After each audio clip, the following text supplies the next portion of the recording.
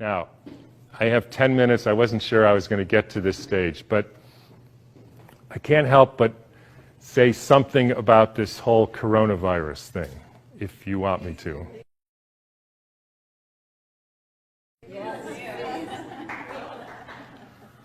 So, again, when you know Steiner, you have the answers to the test, but you have to then figure out the details. In 1918, after the biggest pandemic, the Spanish flu pandemic of 1918, Steiner was asked, what was this all about? And he said, well, viruses are simply excretions of a toxic cell. Viruses are pieces of DNA or RNA with a few other proteins. They bud out from the cell. They happen when the cell is poisoned. They are not the cause of anything. And the first way I would encourage you to think about this is if you are a famous dolphin doctor, right? And you have been studying dolphins in the Arctic Circle for hundreds of years, or at least a long time, and the dolphins were fine. And then they call you up, Fred, all the dolphins, or a lot of the dolphins, are dying in the Arctic Circle. Can you come and investigate? Right? And you have one question to ask. So, show of hands. How many of you would say, I want to investigate a dolphin to see the genetic makeup of that dolphin? Nobody, because that's stupid. How many of you would say, I want to see if this dolphin and that dolphin has a virus because it might be contagious and that's why all these dolphins are getting sick? That fellow. How many of you would say, excuse my French here, somebody put some shit in the water here? Like Exxon Valdez? Anybody? Everybody. Because that's what happened. And the cells get poisoned. They try to purify themselves by excreting debris, which we call viruses. If you go to the current theory of viruses called exosomes, and the latest head of the NIH giving a talk on the complexity of viruses, you will see this is perfectly in line with the current thinking on what a virus really is. I had a dramatic example of this when I was growing up. Right outside our house, there was a wetlands. And it was full of frogs, and the frogs kept me up at night, so I taped the windows, and in the spring they made a big racket. And then over time, the frogs were all gone. How many thinks the frogs had a genetic disease? How many thinks the frogs had a virus? How many thinks somebody put DDT into the water? That's what happened. Diseases are poisoning.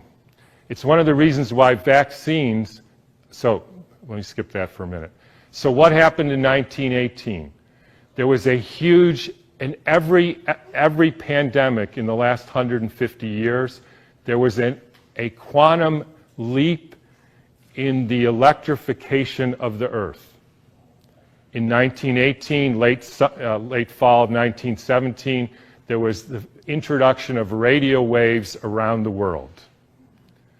Whenever you expose any biological system to a new electromagnetic field, you poison it, you kill some, and the rest go into a kind of suspended animation so that, interestingly, they live a little bit longer and sicker. And then starts in World War II with the next pandemic with the introduction of radar equipment all over the Earth, blanketing the entire Earth in radar fields. First time humans have ever been exposed to that.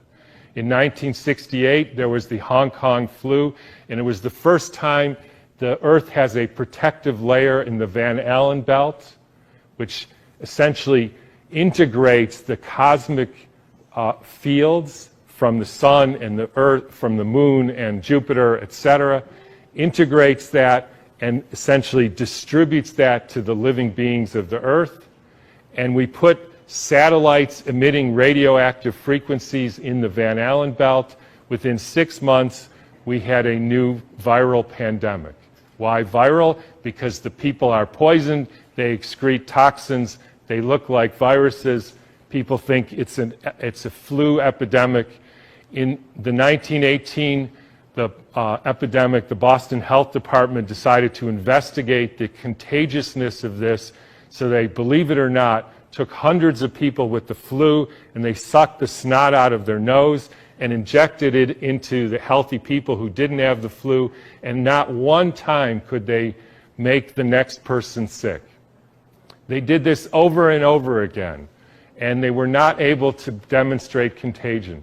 They even did it with horses who apparently got the Spanish flu, and they put bags over their head, and the horses sneezed in the bag, and they put the bag over the next horse, and not one horse got sick. You can read about this in a book called The Invisible Rainbow by Arthur Furstenberg, who chronicles all the steps in the electrification of the Earth and how within 6 months there was a new flu pandemic all over the world. And when you hear the normal explanations, how did it go from Kansas to South Africa in 2 weeks? So the entire world got the symptoms at the same time, in spite of the fact that the mode of transportation was horseback and boats, and there's no explanation for it. They just say, we don't know how that happened. But when you think about it, with these radio waves and other frequencies that some of you have in your pocket and on your wrist, you can send a signal to Japan and it arrives instantaneously. So any of you who don't believe, there is an electromagnetic field that communicates globally within seconds, just is not paying attention to this. And I will only finish by pointing out that there has been a dramatic and quantum leap in the last 6 months with the electrification of the Earth. And I'm sure a lot of you know what that is. It's called 5G, where they now have 20,000 radiation-emitting satellites, just like the radiation-emitting thing in your pocket and on your wrist and that you use all the time. That is not compatible with health. I'm sorry to say it, it's not compatible with health. That is a water destructuring device.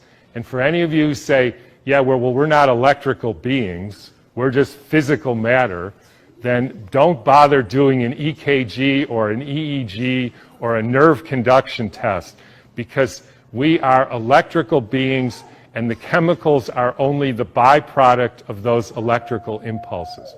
And I'll finish with, anybody want to make one guess as to where the first completely blanketed 5G city in the world was? Exactly. So when you start thinking about this, we are in an existential crisis here, folks, the likes of which humankind has never seen. And I don't want to go all Old Testament prophet on you, but this is something that is unprecedented. The putting of 100,000 satellites in the very blanket of the Earth. And by the way, as I was going to say earlier, this actually has something to do with the vaccine question, and this got brought home to me because about a year ago or so, I had a patient who came in who was totally fine, a surfer and all, and then he works as an electrician putting in Wi-Fi systems for very wealthy people. Electricians have a very high mortality rate, but he was fine. And then he breaks his arm and he gets a metal plate put in his arm. 3 months later, he couldn't get out of bed and was total, heart irregularities, just total collapse. The susceptibility has to do with how much metal you have in your body, as well as the quality of the water in your cells. So if you start injecting aluminum in people, they become receptors for absorbing increased electromagnetic fields, and that is a perfect storm for the kind of deterioration of the species, which is what we're now experiencing. And I'm just going to finish with one more thing, which I like too, is a quote from Rudolf Steiner. And by the way, this was around 1917, so it was a different time. In times when there were no electrical currents, when the air was not swarming with electrical influences. We're talking 1917. It was easier to be human. For this reason, in order to be human at all today, it is necessary to expend much stronger spiritual capacities than was necessary a century ago. So I'll just leave you with whatever you can do to increase your spiritual capacities, because it's really damn hard to be a human being these days. So thanks for listening.